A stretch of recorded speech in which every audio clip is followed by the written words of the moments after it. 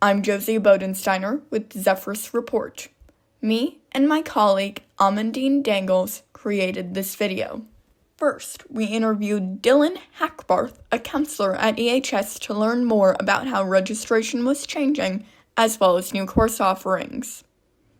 Then, we reached out to the area leads of the core classes, such as Mrs. Vaidman, Mr. Anderson, and acting area leader, Mr. Sanger.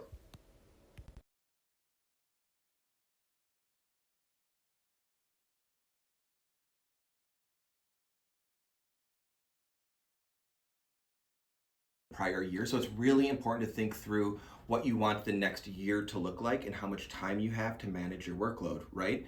I also think it's really important that students think through the amazing elective opportunities that we have. Of course, Edina High School has extremely cool core classes: math, science, social studies, English, and world language.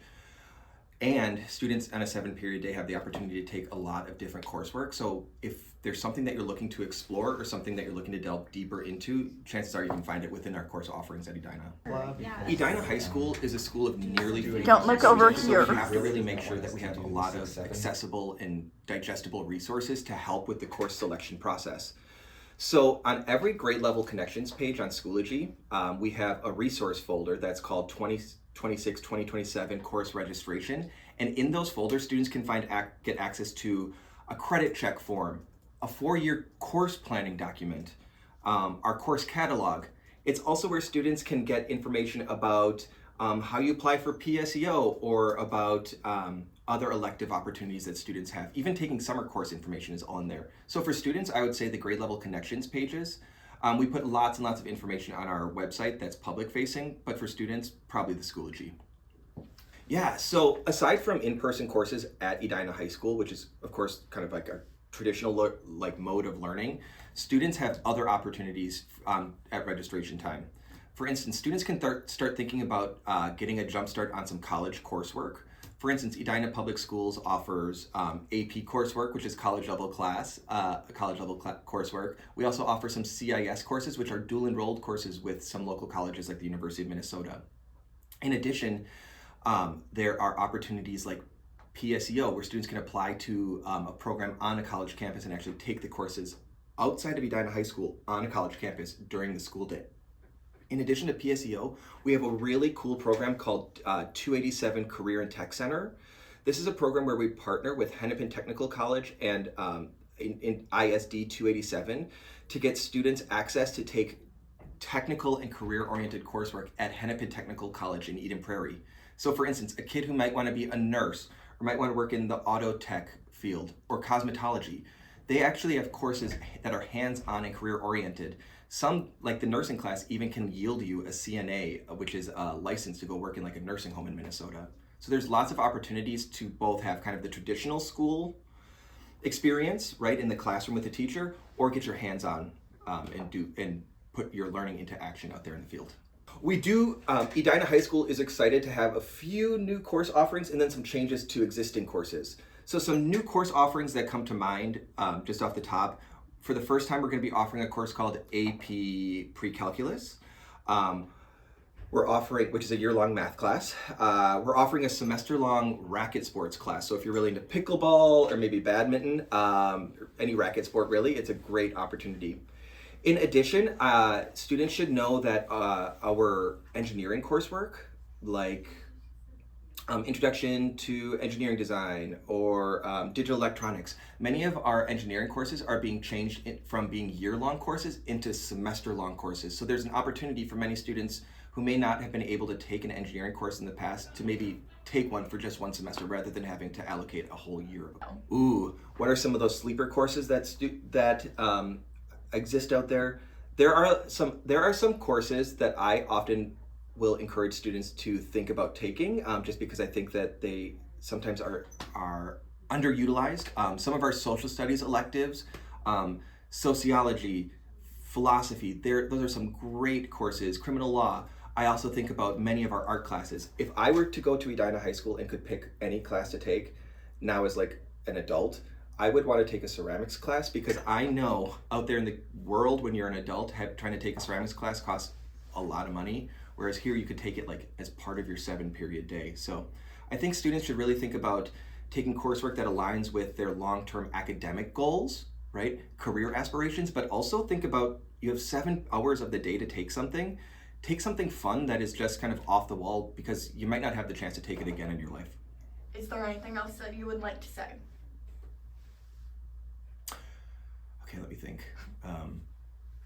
It is critical that students are really mindful of the courses that they select during the course registration period. We know you're selecting courses in February for your life come August, but it's really, really difficult for us to make schedule changes, and we don't make elective changes after the registration period. So we ask you guys to really think critically about what your life will be in a year, so that you're making really wise and balanced choices for yourself to sustain through your next school year.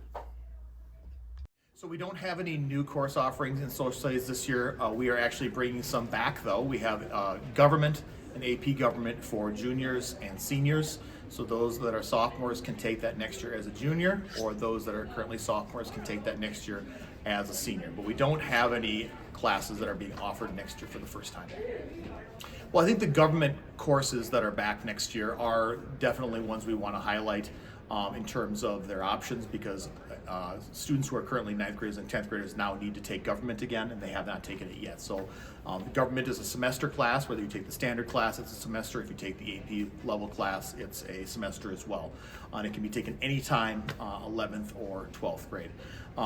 We also have a wide variety of elective classes, and those are classes that particularly as students get towards 11th and 12th grade, but even 10th graders as well. Those are classes that are very, so for all the classes except the current seniors, you need 8 credits to graduate. The incoming seniors.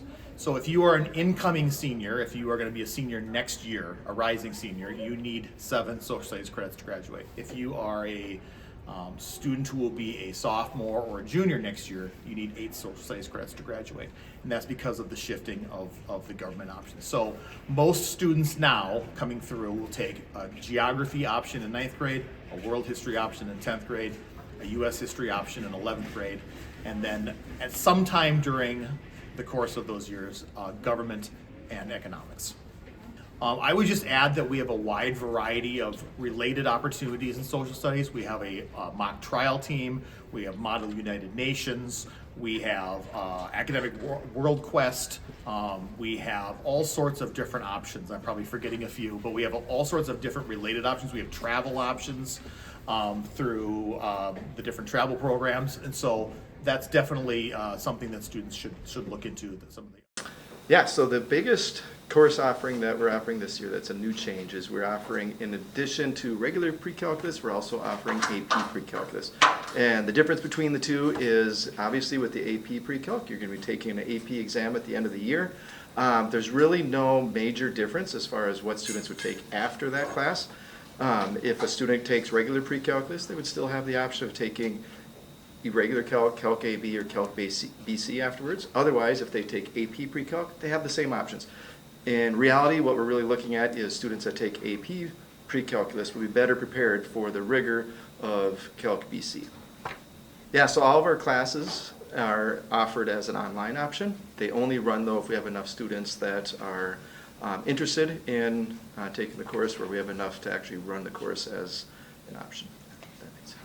The standard math class that I recommend students take really comes down to the individual student. After you complete Algebra 2, you just need to reflect on what you've enjoyed and what you haven't enjoyed. And if you've enjoyed algebra, if you've enjoyed some of that stuff, then maybe explore the calculus route. As you consider some things that interest you as far as career paths, maybe talk to friends, talk to your counselor, talk to your existing teacher, ask ChatGPT or an AI tool as far as what would be some suggested courses that you take. A lot of degrees now are looking at requiring statistics, so we have a lot of options, or a couple different options as far as statistics is concerned, with taking AP stats or intro to stats and intro to data science. That gives you an opportunity to explore some of those concepts without having the rigor of an AP class. So there are, and then if you choose to go the calculus route, obviously we have a lot of options that offer that option as well. In order to graduate, there's a couple things that they need to do. First, they need to complete the graduation standard requirement which is covered through Algebra 2.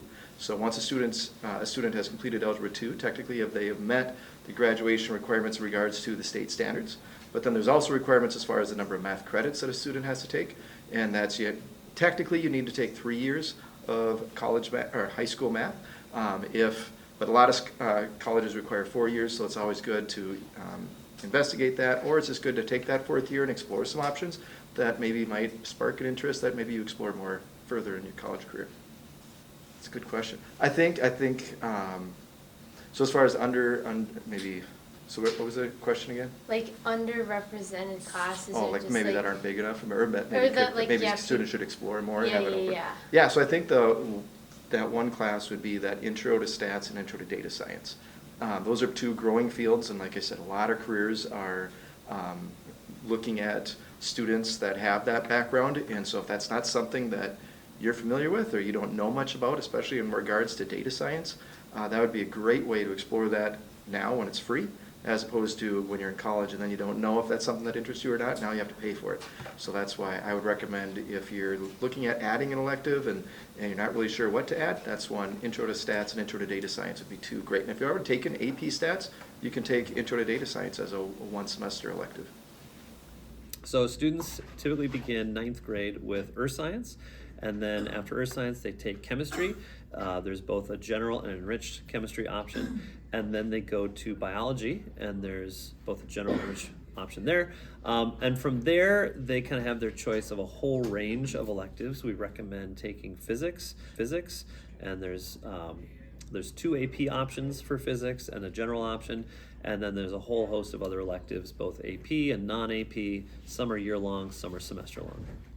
To graduate, students need 1 year of biology, 1 year of earth science, and then 1 year of either chemistry or physics. So our core sequence, earth science, chemistry, biology, and we recommend physics as well. That core sequence will absolutely prepare students for college. That said, if you want the most rigorous pathway available, we would recommend taking the enriched versions of biology and chemistry, and then of course the AP courses are actually college level classes, and probably better than anything else will prepare kids for that work in college. The numbers sort of go up and down every year depending on student interests. So astronomy is a brand new course that I don't think a lot of kids realize exists yet, because this is the first year it's been offered, so we'll make a plug for that one. Comparative anatomy, environmental science are both really great courses. Well, the standard course offerings for LA in 9th and 10th grade are English 9 survey and English 9 roundtable, English 10 survey and English 10 roundtable. There's really no such thing as standard offerings in 11th and 12th grade. We've really offered a wide variety of options so that students can choose based on their interests and their goals. Like based on the smallest numbers this year are in 2 courses, African American Lit and Women Writers. Not sure what will turn out for next year. I know that both of those courses next year will have the nonfiction designation, so we're hoping that switch will help encourage students to consider those courses. All the options are great. We have a hard time predicting trends yet, just because it's really we're just starting our 2nd year with this new variety of options. We're excited that students have choice. We think that by offering more choice, students will be more invested in their English courses.